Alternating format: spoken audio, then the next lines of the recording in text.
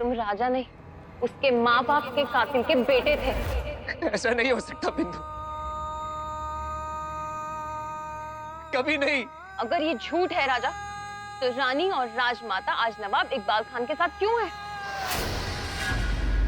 जवाब तुम्हारे पास? बोलो, है जवाब तुम्हारे पास राजा इस बात का?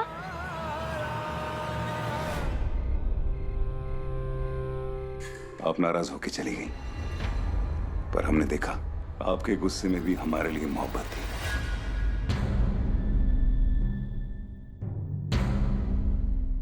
अब इजाजत चाहते हैं।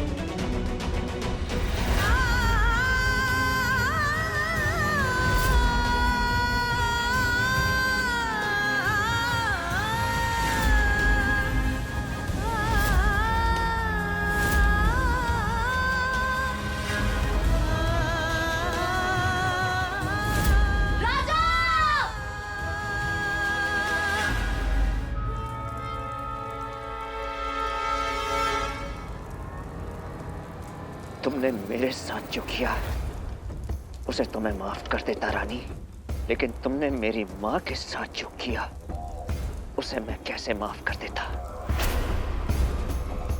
तुमने और राजमाता ने अपना महल, अपना आमेर कोट वापस पाने के लिए इतना लंबा जाल बुना रानी।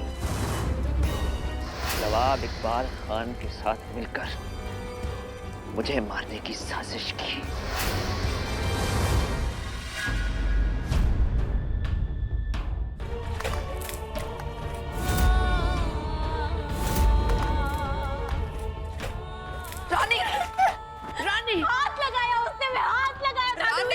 अपने आप को चोट मत पहुंचाओ बेटा। नहीं दादू, हम इसी सजा के लायक है। हमारे पति के कातिल ने हमें हाथ लगाया, हमारे हाथ को चूमा, हमारा जन्मदिन मनाया, हमें ये गहने दिए, उसकी दी हुई ये साड़ी पहनी। आपने हमें क्यों बचाया दादू, क्यों बचाया? अगर हम उस दिन मर जाते तो रोज अपने प्यार को मरता हुआ नहीं देखते। क्यों बचाया दादू आपने हमें, क्यों? सर ये देखिए, अभी कुछ महीने पहले हमने एक जमीन बेची थी, उसका पैसा है। तो पेपर दिखाइए। ये देखिए सर, लगता है पूरा मामला ब्लैक में सेटल किया गया है। नवाब साहब, आपका सारा कैश, सारी प्रॉपर्टी और सारे पेपर्स फ्रीज किए जा रहे हैं। कानूनी कार्रवाई पूरी होने तक आप इनका इस्तेमाल नहीं कर सकते। सामान को मोहर बंद करके सील बंद कर दो। ये आप लोग क्या कर रहे हैं? ये पैसे एक अच्छे काम के लिए, गरीब लड़कियों के लिए स्कूल बनाने के लिए। पुण्य करने से पाप नहीं धुलते मैडम, और वैसे भी काला धन रखना गैर कानूनी है। काला धन रखने वालों पर सरकार की कड़ी नजर रहती है। नवाब साहब, अब कोई गड़बड़ी हुई तो आपकी बार तो सिर्फ पैसा लेके जा रहे हैं, अगली बार आपको भी लेके जाएंगे। चलो। इकबाल खान की हवेली पर इनकम टैक्स की रेड पड़ी है, उन्होंने उसका सारा बिजनेस सील कर दिया है। क्या?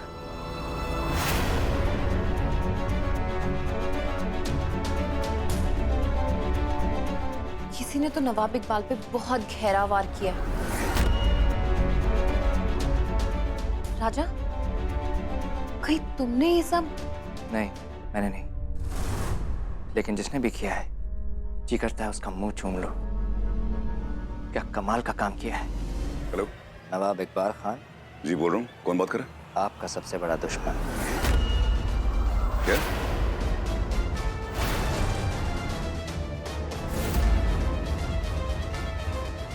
होता तो आपको फोन थोड़ा ही करता।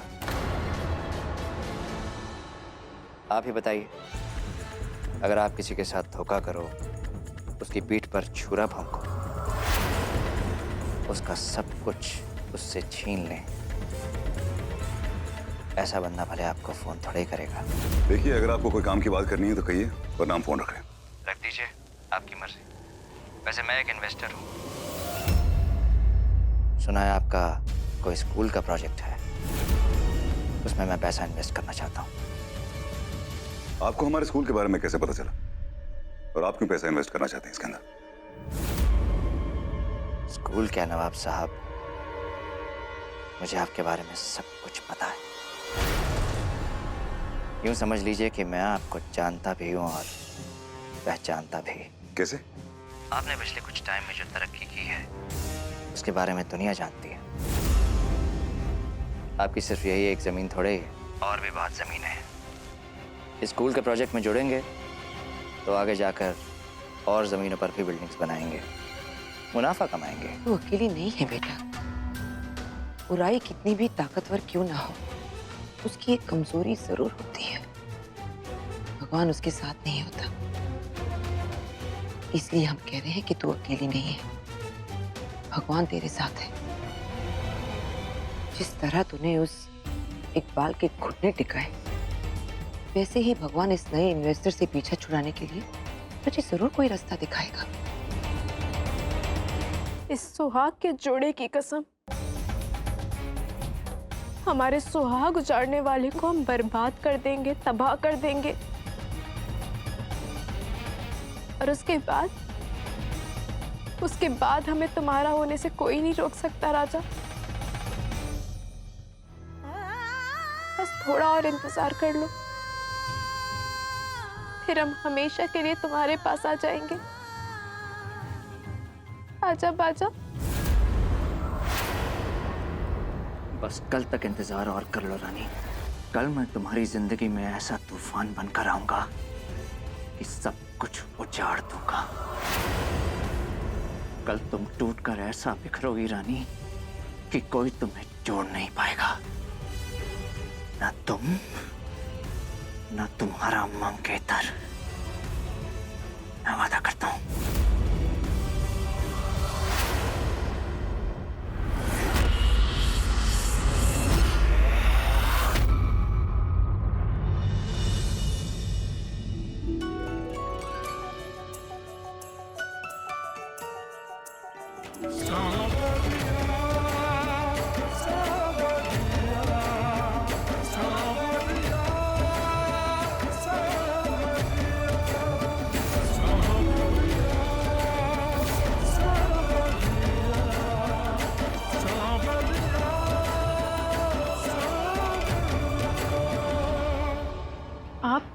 आपकी मांग का सिंदूर लौट आया है।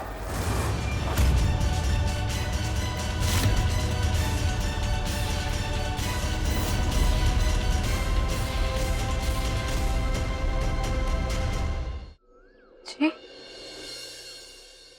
ये आप क्या समझी थी? वो कुछ नहीं।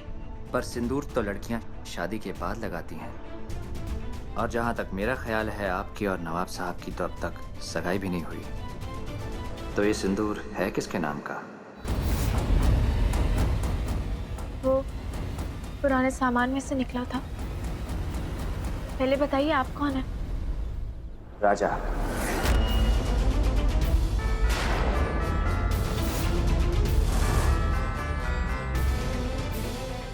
दिल का राजा और म्यूजिक का भी। ये अमेरकोट की राजमाता है, रानी की दादू। हम माँ दुर्गा से प्रार्थना करेंगे कि आप जिस काम के लिए आए हैं उसमें आपको सफलता मिले। मैं भी यही दुआ कर रहा हूँ दादू।